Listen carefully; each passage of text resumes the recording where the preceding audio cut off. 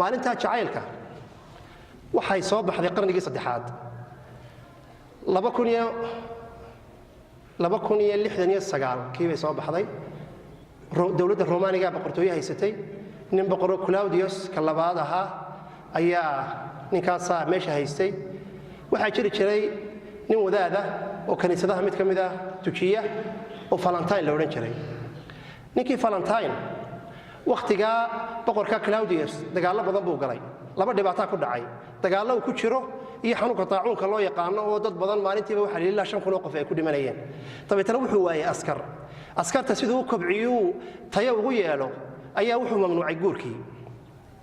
Valentine baa guurkii waxa mamnuucay Claudius boqorkii imperatorkii baa mamnuucay guurkii wuxuu leesma guursan karo boqorkii Claudius baa wuxuu maqlay faramaankiisii iyo digreetadiisii inuu ninka kaniisadda joogay Valentine la yiraahdo uu jabiyay amarkiisii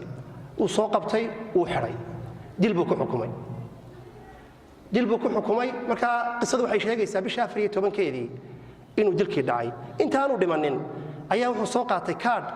kaadhka la soo dirdaro kala waxa leeyahay wuxuu jeclaaday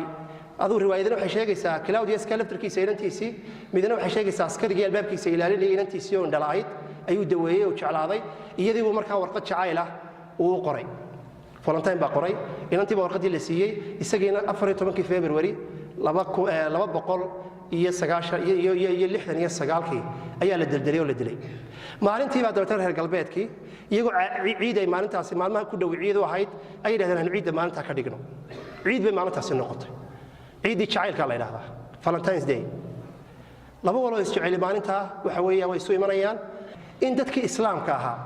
ee xalaasha lagu dhalay inay celebrate gareeyaan ama ay u dabaal degaan maalinta jacaylka bisha 14keeda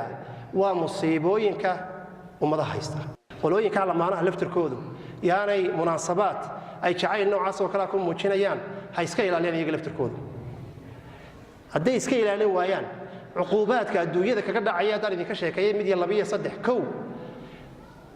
ishiiba meeshii jirta xasadkiiba meeshii jira waxay halis u yihiin inaanay ilaahay subxaanahu wa ta'aala u wadsiinin markay meelaha isugu yimaadaan dadkii isqabiya isku dayaan inay muujiyaan waxyaalaha jacaylka dawad jeceshahay cid kugu haysato guri baa leedahay isku jeclaataan laakiin muujinta waxyaalaha la muujinaya dhibaatooyinka isha ayay u fududyihiin